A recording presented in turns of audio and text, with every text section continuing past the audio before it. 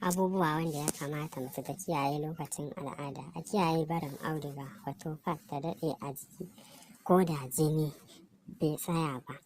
Sannan a kiyaye amfani da ruwan kankara ko ruwan sanyi lokacin al'ada, saboda amfani da ruwan kankara yakan sa jini ya daskare a mahaifa, ba zai fita ga baki ɗaya ba. Bayan shekaru 5 zuwa 10 sai ya kawo ciwon daji na mahaifa. Ta kiyaye saka shampo a kanta lokacin al'ada, saboda a wannan lokaci ƙofar gashinta a buɗe take, kuma shigan shampo ƙofar gashin yana kawo ciwon kai mai tsanani. Ba a so mace ta yi amfani da gurji ko kokumba lokacin al'ada, saboda akwai sinadarai a jikinta wanda zai iya hana jinin ya fita ga baki ɗaya, wanda daga ƙarshe zai kawo ciwon daji na mahaifa.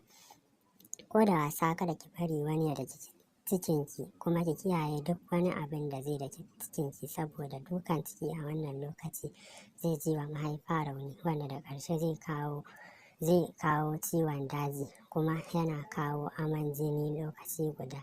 A kiyaye amfani da gishiri mai yawa. Amfani da gishiri da yawa yana kawo yawan zubar da jini, kuma yakan sa ruwa ya taru a mahaifa. A kiyaye amfani da kwakwa wato coconut lokacin al'ada, saboda tana tsananta alamomin al'ada kamar ciwon ciki da sauransu.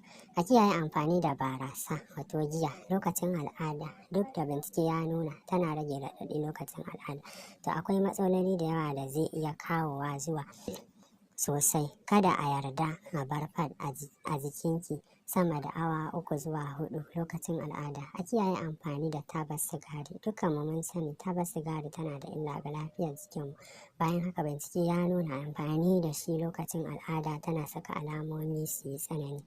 Abubuwa wanda ake tunani za su iya kawowa a jikinki za su iya kawo jinkirin al'ada: juna biyu, shayarwa, shigan ƙwayan cuta, maganganun tazarar haihuwa, kumburin ƙwan mace, rashin kwanciyar hankali, motsa jiki mai tada hankali, rashin samun lafiyayyen abinci, cututtuka kamar zazzaɓi, typhoid, matsalar sinadarin hormones, magunguna irin su maganin kansa da sauransu.